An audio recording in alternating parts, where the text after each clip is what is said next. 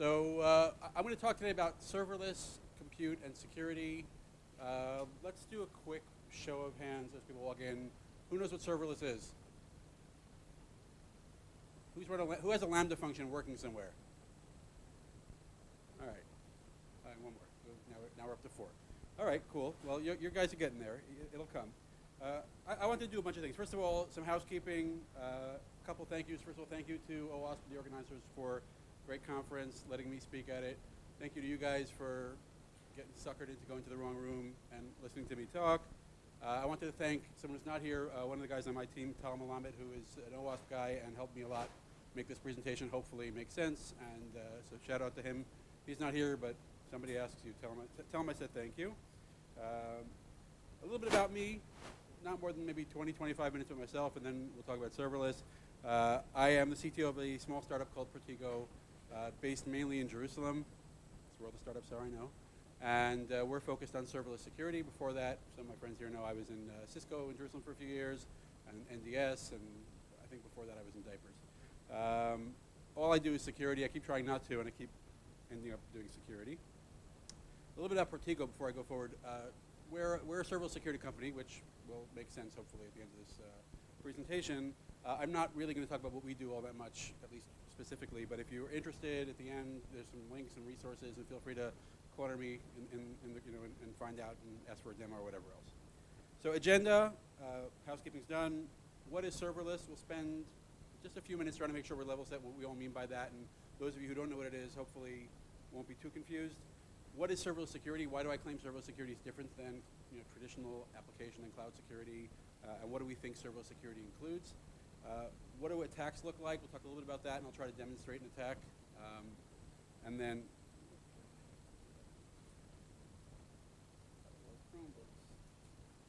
then we'll talk about how we could prevent attacks like that, and so we'll wrap up with some resources and questions.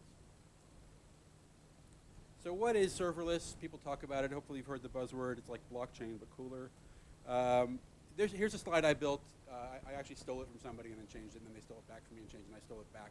So this is my current version, which I stole. But this sort of conveys the message that it's a bit of it's a mistake a little bit, but it conveys the message that serverless is about shifting the relationship between you and the cloud provider, right? So if you kind of follow this pattern of, in the beginning you were everything, you owned everything, you were responsible for everything. Then data center hosting came along and said, look, we'll handle the machines, you package VMs and things like that. And then Amazon came along and said, hey, we can make a business out of that. We'll rent you machines, or lease you machines, and you put your stuff on it. And then containers came along and said, hey, we can optimize the way that you package and deploy things to make things a little bit easier. I'll talk a little bit about that in a second. And then serverless sort of came along and said, you know what, this is good, this works. Let's shift more burden onto Amazon and Microsoft and Google and let them do all the heavy lifting. And then we can focus on our value, which we'll call application and configuration. Okay? The reason this slide sort of hides some of the actual meaning of serverless is that what happens when you make some of these changes is that they don't just affect how your relationship with the cloud provider. They end up affecting your process for developing software, your software development methodologies and architectures, and a lot of the way that you operate software as well. So what you sort of miss from here is like, you might get the sense that, oh, the top level is the same all the time. I wrote the same code, I do the same things. It's just a matter of telling somebody else they're responsible for patching operating systems. Not that that's not true, but it doesn't really convey what happens. So just to give you an example of that, containers are just another way of packaging software, right? It's just another way of packaging it. But when we shifted to containers, we were able to do things like microservices in ways we couldn't easily do before, right? So containers are not just a way of packaging software. They actually open up opportunities to revolutionize the way you deploy and operate and even create software. And serverless is actually even more revolutionary in that sense. And I sometimes like to say that there are 3 separate revolutions in serverless, and this maybe helps understand what serverless means, okay? So number 1, about the name. There's a lot of jokes going around the internet. You can Google that. Serverless jokes, you'll get 20,000 pictures. There are servers, yes, we know there are servers. It's just that you don't care about them. It's just that they're operated and managed by somebody else. But more than that, you don't think as much about them. The abstraction is different. Now in terms of the 3 pieces, I like to call them infrastructure, architecture, and operations. Infrastructure is about how your relationship with Amazon or Google, right? It's what am I getting from them, right? Am I leasing a car? Am I using a taxi? Am I Uber? Those are different ways of interacting with a resource, right? And so in this sense also, serverless infrastructure is about what am I paying for? What am I getting? And there you see things like scales to 0. right? If I'm not using it, I don't want to pay. And don't pay for idle, things like that.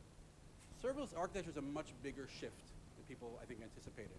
And that's really about how software gets built. And we'll talk a little bit about why that happens, but what ends up happening is serverless applications, or applications that have parts of them that are serverless, those pieces are much more fine-grained. They're smaller pieces that are self-contained and operated separately. They're deployed separately. They're patched separately. So each of these little functions that we'll talk about, those are separate little things, and that shifts a lot the way you build your software. And so there you have things like stateless and ephemeral, which we'll talk about in a second, and very small microservices. The word nanoservices, by the way, 4 years ago was a derogatory term. It was the word that you said to make sure people understood, look, go to microservices, but don't nanoservices, right? Because that's going to be impossible to manage. Nanoservices has now come back as a positive term. You know, it's serverless. Oh, you must have nanoservices. That's great. Excellent. And the third thing is serverless operations. So that's really about how do you manage and operate software. And there's a big shift there as well, because when you stop thinking about machines, you suddenly discover a lot of the things you do in operations are no longer relevant anymore. You don't have to auto-scale machines. You don't have to patch machines. You don't have to see how many machines are down. There are no machines. Okay? There are functions, and you have to operate those functions. That's a lot simpler to do, and a lot of the companies that we work with have found that their biggest cost savings is not whether their Amazon bill went from 20,000 to 18,000. It's that they got to fire or repurpose 3 ops people. So good luck if you're an ops person. Okay?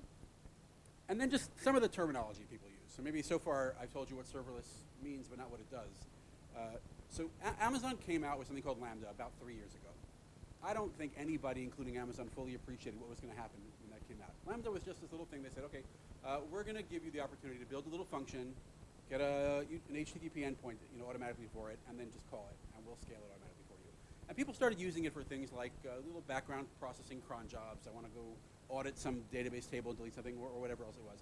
But then what started to happen was people started figuring out, hey, I can actually build an ecosystem of application components around this that actually make my development much faster, my costs of operation much lower, and streamline a lot of what I do. And that really is where serverless came in. So function as a service, FAS, that's really what Lambda is, or Azure Functions, or Google Cloud Functions.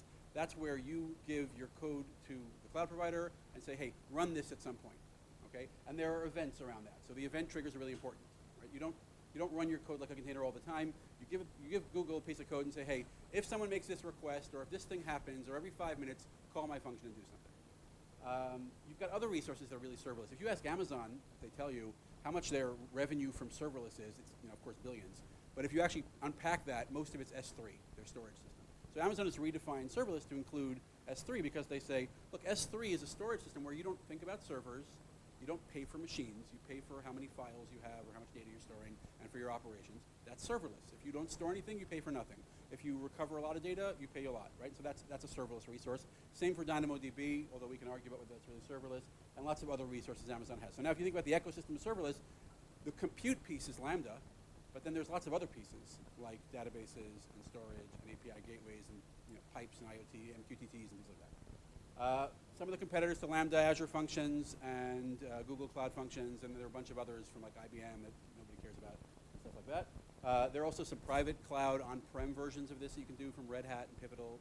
Nobody cares about that. And then one last word I want to mention is cold start. Cold starts are the bane of every serverless engineer's existence, and that's because if a request comes in or an event happens, and your function happens not to be loaded into some container somewhere in Amazon's data center, there's nothing to serve it. Amazon has to go run, find some empty container, get your function inside it, and get it started.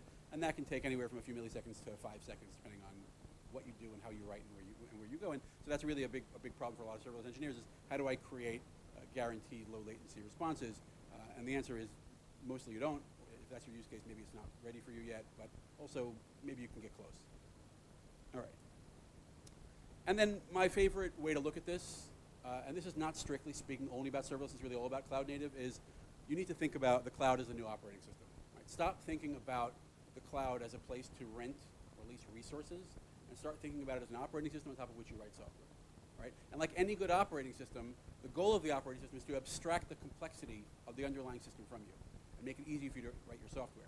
And so serverless is a big piece of that, where Amazon says to you, hey, you can stop thinking about how many servers are going to have to run this software. Is it on 1 or 5 or 500 or 5,000? Do I need more tomorrow and less yesterday? What type of servers and what resources need to be allocated? Just put your code there, do some minimal configuration, and we will figure it out for you. And if you are in the 80% of use cases that fit, it'll all work really well, and don't worry about it. Okay? So let me talk about what serverless security is and why serverless security is different. What's new? So what? Big deal. Run a WAF. You're okay. So let's do some gap analysis. Fancy term for nothing. Let's talk about some of the pros and the cons. So some of the things that are more challenging are there are no servers. And so if you're doing anything around security that has to do with running an agent on an operating system or scaling your WAF that you bought from somebody or things like that and putting it in different places, those are going to be challenging things for you to do and to operate in the same way, right? You need to start thinking about, I need to run things that don't need servers, don't require persistence, don't need to exist. There's no perimeter. That's not true. There is a perimeter. But the perimeter is really hard to think about, okay? In a classic application, we think about like the front door. I like to use the hotel metaphor. Hotels have, it only works in Israel. Hotels have a front door. There's lots of security at the front door. And once you're inside the hotel, you pretty much can go anywhere you want. I mean, there's like these lousy locks on the doors, but somebody, no doubt, is speaking today about how you hack those, so no big deal, right? And most of the security is at the perimeter. Serverless is more like a motel where you've got all these resources, and of course, some of them are behind various things, and some of them are in front of various things, but it's really challenging to imagine this big wall, sorry Trump, this big wall around them that's going to protect them, because every one of those things has an event trigger, can come from all different places. It's really difficult to sort of envision your architecture where you say, well, I've got all these functions, but the only way the calls can come in are right here, and I can put all my security right in front. You really have to start thinking about every one of these functions and resources as an attack surface. You have to consider, well, who could call it, how could they call it, what could they do to it, and does that put me at risk? And then if I'm going to defend it, I'm going to have to defend it in some ways around that perimeter without losing context of the entire application. So that's a challenge. There's a lot more complexity, just in numbers. Take nothing else from this, but just say, I used to have 10 container images I ran that I scaled. Now I have 500 functions. Okay, so I just have more pieces that I have to figure out. And there's higher velocity. And the reason there's higher velocity is because the key value for serverless that people get out of it is they can move faster. Right? When you really shift into a nanoservice architecture and everybody owns their function and can iterate on that function really quickly, what you get is very high velocity. Some of our customers deploy new versions more than once a day into production for functions. Certainly twice a week is not atypical for a lot of organizations. So you have very high velocity.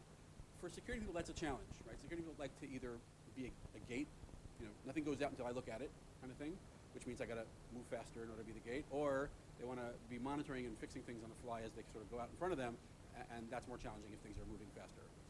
I have an image of an I Love Lucy episode where she was trying to get eggs off of a conveyor belt, but that's just because I'm the only one here old enough to remember that, and you, Ronnie.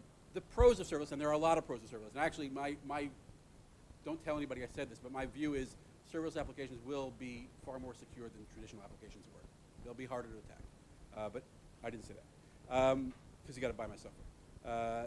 So number one pro, no servers. Okay, so that simplifies a lot of, I don't have servers that I have to patch. I'm not responsible for servers. I don't operate servers. That's a big gain. It's much more fine-grained, so that complexity turns into an opportunity for security. You've got a fine-grained architecture. You can apply security and policy and decision-making and protection at a more fine-grained level. That's a challenge, but if you do it well, it gives you a lot more value. There's a lot more transparency. So if you think about your traditional application, you package some container, you put it in the cloud, and then the security tools are trying to figure out what the hell's going on inside it. So they're going to go instrument to JVM with an agent to try to measure whether A calls B and C uses D. All of that is very visible when you go to serverless, when you go to cloud native, because you just put three functions separately. They're separate entities in the cloud. If A calls B, there's a log event for that. You can see that. If B accesses C, you can see that in the permissions in the log events. So there's much more visibility to what can and does happen, and that translates into opportunities for security as well.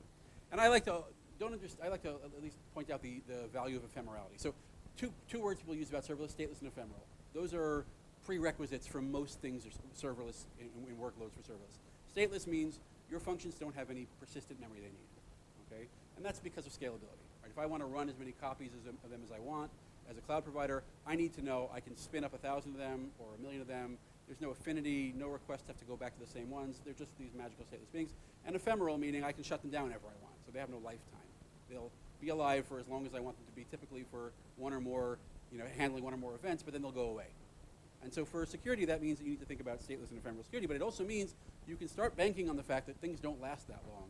And a lot of the types of attacks you might have once worried about, people sort of getting into your system, creating a user, moving over laterally, bringing down some files, creating a little nest for themselves, and spending a few months harvesting credit card numbers, that's less relevant in this kind of, I don't want to say irrelevant because there are ways to do that, but it's less relevant in these kind of environments where things sort of disappear very quickly. So those are values. So here's a recipe in 3 pieces for serverless security, and you can agree or disagree. We'll talk at the end.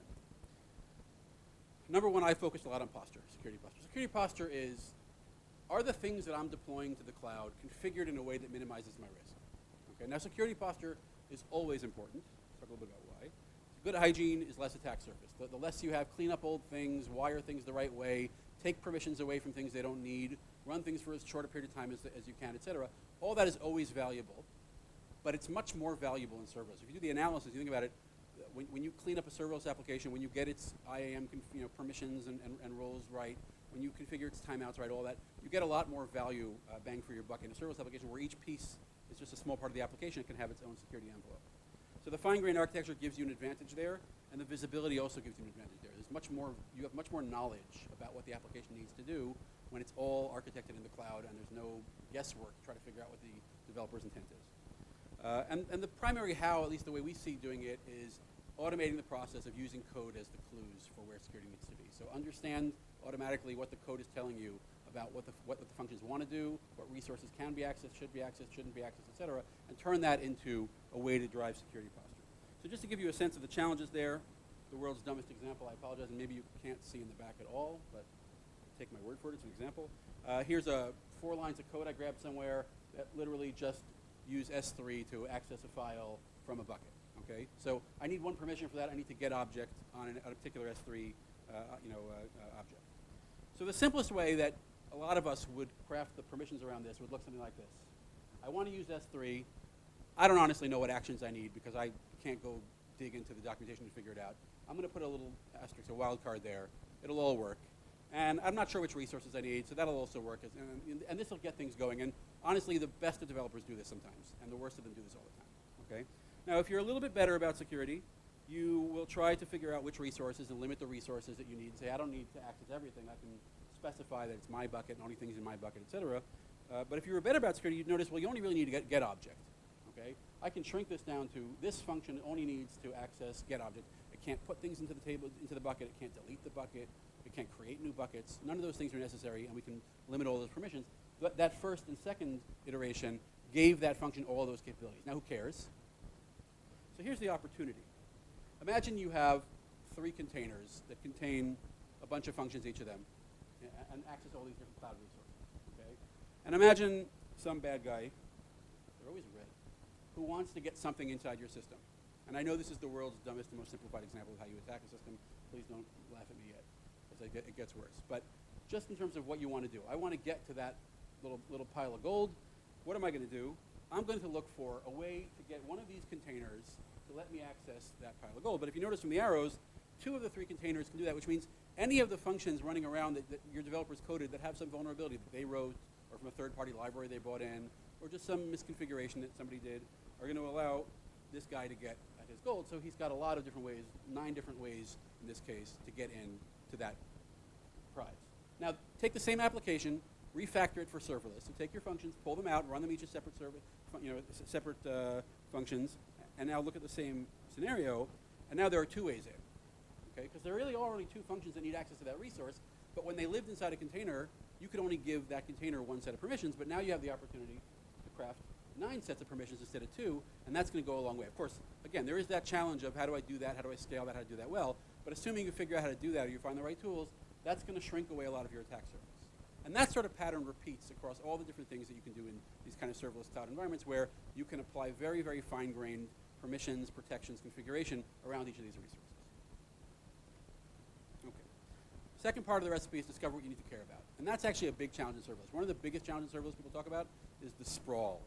I've got so much stuff, I can't even find it. I don't know what it is. I don't know where it's going. I have functions all over the place. My developers deploy things. They don't clean them up. They never get rid of them. Remember, we don't pay for things we don't use, so why the heck do I have to go look for old functions in US East 2 that I never use?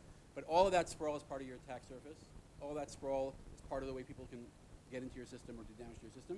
And so from a security perspective, it's really important to figure out what do I need to care about, what's important. The same is true about things like what happened. Okay?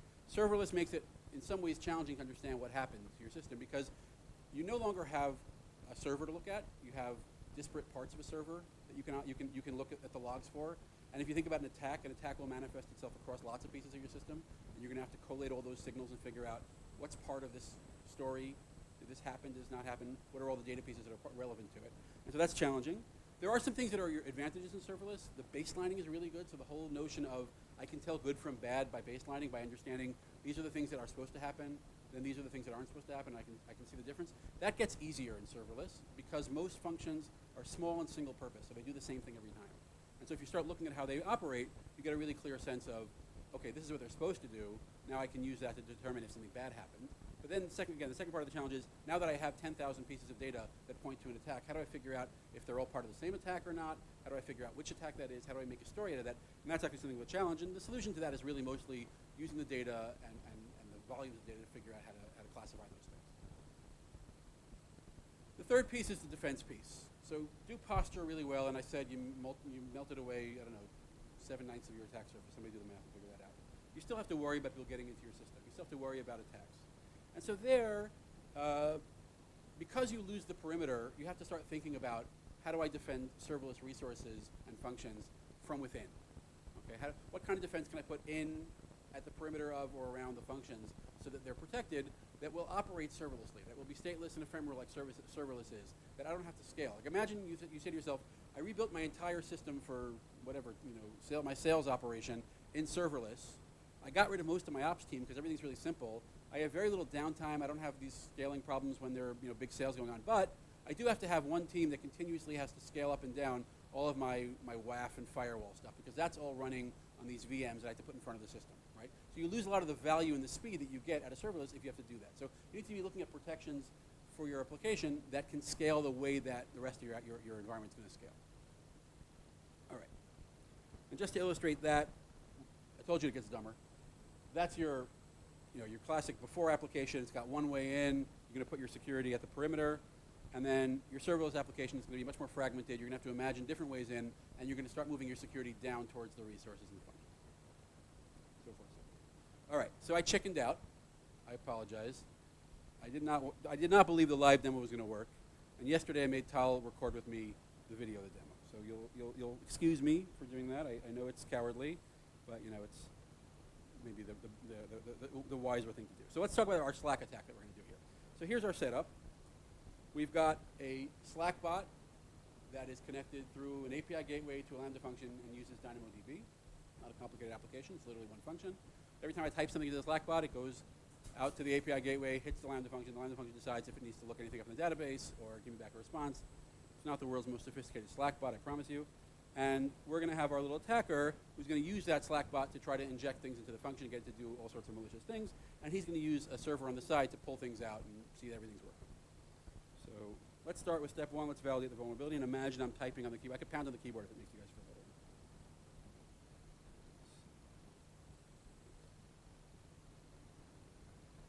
Super Wi-Fi. OK, so here's our Slack bot. And for those of you in the front, you can kind of see that we can type into it, pretending to type. And it'll respond to things that we type in. So it's a nice little Slack bot, slightly funny and completely useless. And what we're then going to try to do is take a payload that we're going to send to it, which is going to get some code injection to happen there. So we're going to get our code to run inside the Slack bot by putting the right code in. We're using a little ngrok server just to tunnel back to us so we can see the responses. So what we want to see first is we want to see a connection show up there. So we can see that when we sent our payload off to the Slack bot in the Lambda function, it then ran there and then called back to us like we wanted. So we're classy people.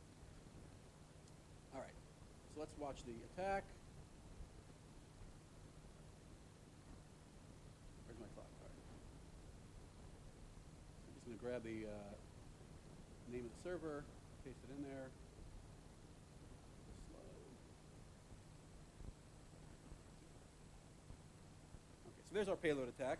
So you can see it here is it's just some code that's slightly escape encoded to make it slip through, and it's going to execute a simple curl get to send us a response back, and we're going to get that response in the server, so we know that we know that our exploit works. We now have a way in. We found it. Don't ask me how we found it. We found it. Okay. The next step we're going to do is we're going to extract the source code. Lambda functions are really nice in the sense that all the source code is sitting there in the folders next to you. So we're going to use our exploit to then tar all the source code from within the environment and package base64 it so we can easily ship it out, and we're going to send it back to the same server, and that's going to let us then unpack that source code and see what's inside and see what else we want to do with that function. What else can we abuse and exploit? So let's do that. Here's our tar. We're going to base64 it. We're We're going to create a file in the temp directory. Lambda functions only have one writable area in their file system. That's the temp directory. So if we want to build a zip file or a tar file, it's going to be in there. And there we go. So that's our post. So we get there. But now we'll go to the ngrok backend interface, and we'll be able to see all the data that came in from there. There it is. And now all we got to do is copy paste it and throw it into something that'll, base64 decode it and unzip it, and then we can explore the source code. Do that. Screen, that's important. All right. Let's see how we're doing on time. All right, I'm going to move a little faster here. So now we're going to decode that source code. And we're going to play around with it. We're going to see what's inside it. We're going to see that it's got some environment variables that hold useful information. We're going to try to extract those in a second. And we're going to just explore and see what we can get out of it.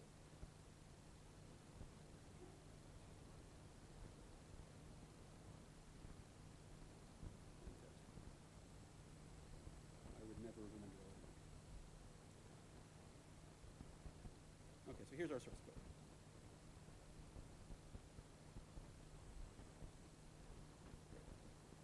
Okay, so now we get to explore our victim source code, understand what's going on inside that. That's convenient.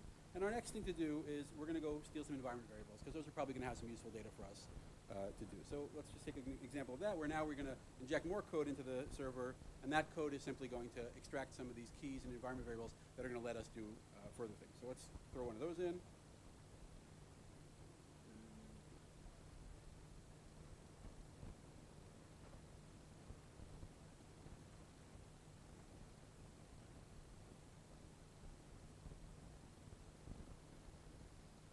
Now we're extracting an environment variable called icon URL, which is going to be part of the icon that's being sent to Slack.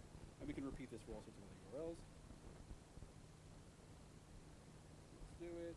And so now, and one of the cool things we just did now is, rather than exfiltrate our data through that web server we used before, we actually just piped it back through the Slack response so we could get it straight to us. Okay, we can impersonate. I'm going to skip this, I think, because I don't want to run out of time.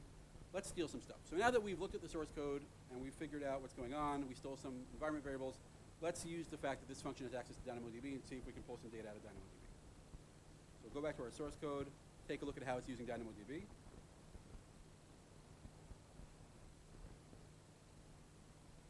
And we can spot up here all the parameters for our DynamoDB request that we need, and we'll use those. So here we go. We have all our fields that we need. We have our called DynamoDB. And we're going to now craft some code that leverages the same parameters to try to exfiltrate all the data from that DynamoDB table.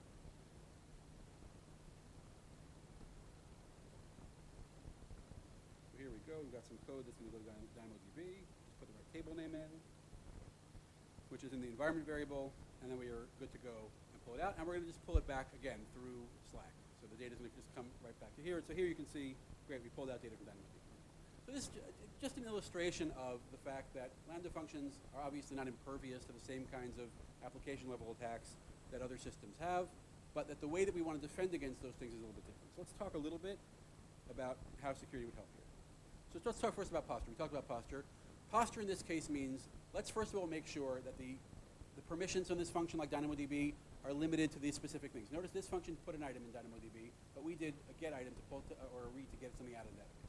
So if we had limited our posture to make sure the function didn't have access to that, this part of the attack wouldn't have worked in this case. We also could have configured the function to run for a very short period of time. We could have looked at what other resources the function can access and limit those. And that would sort of nail down the function to really try to do only the things it's supposed to do. And as soon as we tried to get it to do something else, that would have blocked it. In terms of observability, how do we see something like this? How do we know that a function connected to an outside service? When do we report that? Do we report every time a function makes a network connection? That's useless. How can we figure out, how can we baseline which network connections functions make, and then make sure we can report just the ones that are malicious? And then how can we lump those together and make sure that we're reporting them once in a way that's useful and not 10,000 times in a way that's not useful? And of course, at the end of the day, there's serverless AppSec, which is why we're here. So at the end of the day, you still need to worry about these kind of injections and protect against them. And so in this case, things like pattern matching at the inputs and the outputs and API calls is really important, but also behavioral whitelisting is really important. Making sure you know that functions are locked down at runtime to be prevented from doing things they don't need to be able to do or shouldn't be doing, and you can detect that or block that or remove that. So that AppSec piece is still critical. It's just that the way that you do it is not going to be a WAF at the perimeter anymore. It's going to be something that lives in the function that's really lightweight, that lives and dies as the function lives and dies, but at the same time can give you that kind of AppSec. So let me wrap up, and then we'll do some questions. Some of my suggestions. Number one is get educated. If you're not seeing serverless in your world, I promise you it's coming. It's a huge, huge tidal wave of a trend. It's 6 to 12 months out for most organizations, but there's almost no large company that's not using it somewhere in production, and people who use it are bringing more and more of it in. So there's definitely the need for us to understand, both as developers, how does serverless help us, what can we do, and what are its limitations, but also in terms of security, what are the impacts of that, and how do we have to mitigate that. So definitely look out there, get educated. We have a resources page on our website that you can definitely look at that links to some of our stuff and some other stuff out there. Amazon's got lots of resources. Some of the guys in the crowd here have resources as well. So look around. There's lots of stuff out there about what you need to care about in terms of security and how you can start improving things. It doesn't have to necessarily be go out and buy a tool yet. If you're just starting, there's a bunch of things you can do manually, and get yourself some value out of it right away. Be involved. So if you care about security, I'm happy to invite you to get involved with the OWASP Serverless Top 10, which we're kicking off now. So there's a link there if you want to grab it, or I'll tweet it or something later. But you can get involved with defining what Top 10 looks like for serverless. Not so much is the Top 10 different, because I'm not a big fan of that kind of activity, but more around what does it mean in serverless? What does the OWASP Top 10 mean? What does A1 mean? What does A7 mean in serverless, and how do we need to mitigate or think about those, or do we have to care less about them or more about them? So that's an activity that's just starting in OWASP, but I think it's going to put out a useful document that'll help a lot of the companies out there understand what they need to be thinking about. So, if you can't get involved, and of course get going. Go out there. If you haven't written a Lambda function, literally it takes 10 seconds. If you have an Amazon account, if you don't, make a free one. Go in there, go to Lambda, create new function, and there's literally an editor inside your web browser. Type 3 lines of code and just see what you can do with it. I think you'll find that a lot of the problems you're solving today could be solved in really cool ways there. Okay, so that's my presentation. Thank you very much. Questions about serverless security, or about my choice of attire?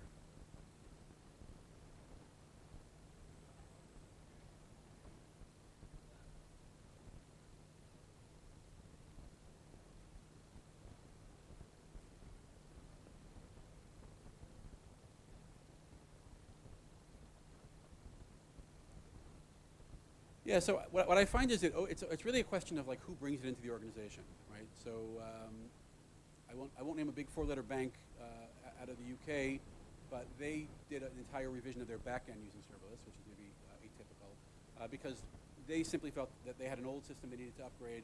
They could jump over containers and go straight into serverless, and it matched their use case really well. But then what happened was, when that started to work really well, and the other teams saw that in 6 months they redeployed something that took 8 years to write in COBOL once or something. They started to bring it out to other front-end pieces of the system. Sometimes it's the opposite. The most common thing I'm seeing, but this is a sample size of maybe 20, is security teams within enterprise organizations using serverless for their own needs. So they're usually security teams are really backwards and slow in terms of adopting new tech, which makes sense to a certain degree. A lot of big security teams in big organizations have been the first team in the organization to write something in Lambda or Azure Cloud Functions, Azure Functions, to do some security IAM policy auditing or looking for something in a bucket or something like that, and then it starts to spread from there. So it's really organic, and it just depends who brought it into the organization first. Anything else? Somebody make up a security question fast. No? All right. Oh wait, there's one more. Same guy, one more. Almost.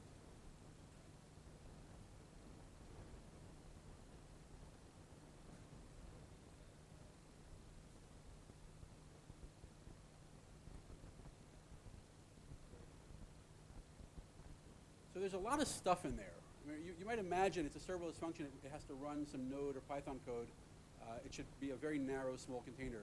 It's a Linux container of a sort. It's packed with all sorts of goodies. There's some stuff that is hidden away in all sorts of places that attackers can look for. There's a lot of environment variables. There's some keys in the environment variables people look for. So there's all sorts of stuff. There's the code of the function in there, and there's the code of the AWS runtime as well. It's available. So people you see people exfiltrating that kind of stuff as well. There could be a slightly better job done of sort of isolating some of the pieces there. There are also a lot of tools in there. As a developer, that's great. Curl might be in there. If you're running your code in Node, there's a Python runtime there as well that you could use. So for attackers as well, those pieces are there. And like I said, there's a big 500 megabyte writable directory in temp, which is a nice place as an attacker to pull in lots of extra pieces you need. But remember, you have at most 5 minutes to do that, because the function can last as long as 5 minutes, as short as 100 milliseconds depending on the configuration. So don't spend too much time downloading gigabytes or hundreds of megabytes of attacking tools, only to find you ran out of time to run them. Cool. All right, that was me. Selfie. Fantastic. Do I have to take it? No, it was a joke about myself.